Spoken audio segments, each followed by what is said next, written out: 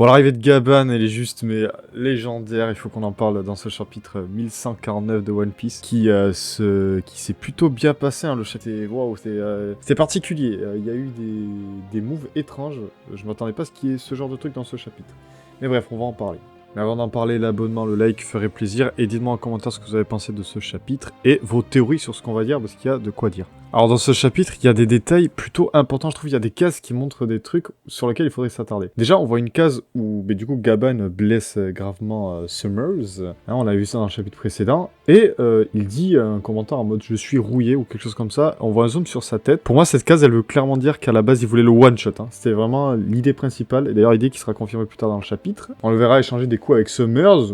Où du coup, Summers semble réussir à résister. Mais bon, ça va pas durer très longtemps. On a un ami qui explique qui est Gaban aux autres, hein, parce que les autres l'ont pas vu. Et je sais pas si c'est Robin ou Brook ou Nami même qui le dit, mais c'est le second de... Enfin non, du coup, le bras gauche de Gold Roger, hein, qui est au même niveau que Riley, ils le disent. Et Robin voudra aider Gaban, mais ça ne servira à rien. Gaban va balancer un Futen Raku, tranchant sur Summers, qui va le découper en deux. Alors Futen Raku, je crois qu'en français, ça donne Rhapsodie céleste de la hache. En fait, c'est ce qui a marqué. Bon, je sais pas ce que ça vaut, mais voilà, je vous donne l'info. Mais ouais, on voit dans la maladresse de Gaban qu'à l'instar de Riley, bon, ils sont vieux, ils sont pas à leur prime, mais quand même on voit qu'il y a encore de la réserve, hein, parce que ça arrive à trancher des chevaliers divins et à les empêcher de se heal. Alors pour le coup, il tranche Summers en deux en le laissant pour mort, mais à mon avis, il est pas vraiment mort, donc faudra voir, mais c'est pas le plus intéressant du chapitre. Du coup, on voit que l'incendie a été lancé hein, pour sauver les enfants, et on a les géants et Robin qui sont en larmes, mais on n'a pas que les géants et Robin qui sont en larmes, on a aussi un gros zoom sur Gunko, qui tire un peu la même gueule que les géants. Alors, elle est pas en larmes, mais elle a les mêmes le même style de visage qui est dessiné que les géants, donc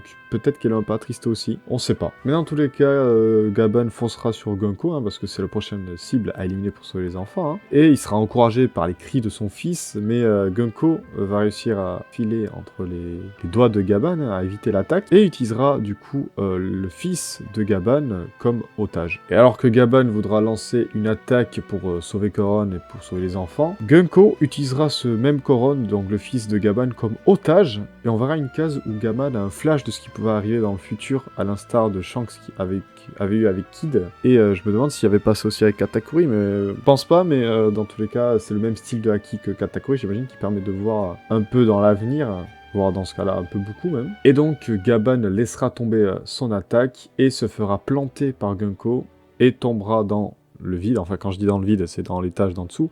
Je sais plus exactement le nom de l'étage, mais là où il y a Loki et tout, j'imagine. Et Koron hurlera à la mort papa, patati patata, ce qui éveillera en Gunko quelque chose d'étonnant. En effet, on va voir des flashbacks de Gunko qui lui apparaissent petit à petit, où on voit une silhouette qui semble ressembler à Brook, et qui fait d'ailleurs le même bruit que Brook. Et alors, ça sera très intéressant parce qu'on va voir que Gunko débloque des souvenirs de son passé, souvenirs qui semblent avoir été éteints. Et alors qu'elle commence à se souvenir et qu'elle se dirige vers Brook, il y aura un déclic qui va la faire passer dans une sorte de rage où elle dira « Mou va vous montrer à quoi ressemble d'être dominé par Dieu ». Et le chapitre se finit sur ça. Alors c'est très bizarre cette histoire de Gunko, parce que dans la case, elle semble commencer à développer des souvenirs, mais ça semble lui être arrêté par une sorte de force supérieure. Et d'ailleurs, on a même le troisième chevalier divin, dont j'ai oublié le nom, qui ressentira l'énergie de Imu.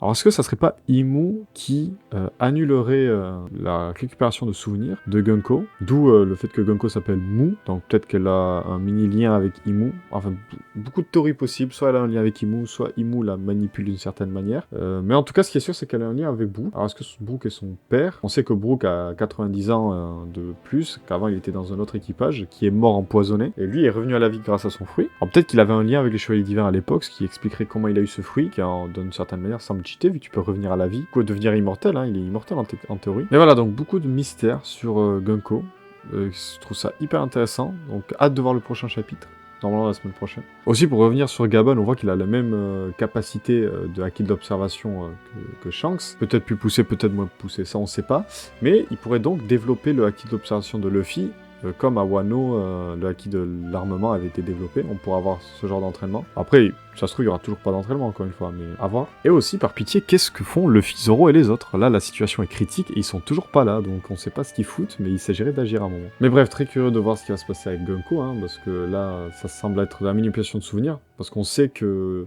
les souvenirs peuvent être manipulés, que c'est ce qui s'était passé avec Kuma. Kuma s'était fait lobotomiser, mais avec quand même réussi à récupérer des souvenirs. Donc peut-être que l'équipage utilisera Gunko pour apprendre à rendre leurs souvenirs aux gens et à les détacher de la manipulation d'Imu, qui pourrait servir aussi pour rendre leurs souvenirs à Kuma. Peut-être que Vegapunk a la réponse aussi, hein. On sait que Vegapunk a eu beaucoup d'impact sur la marine. Bref, beaucoup de choses se passent. Et ce qui est sûr, c'est que Brook et Gunko ont un lien, et je serais curieux de savoir lequel.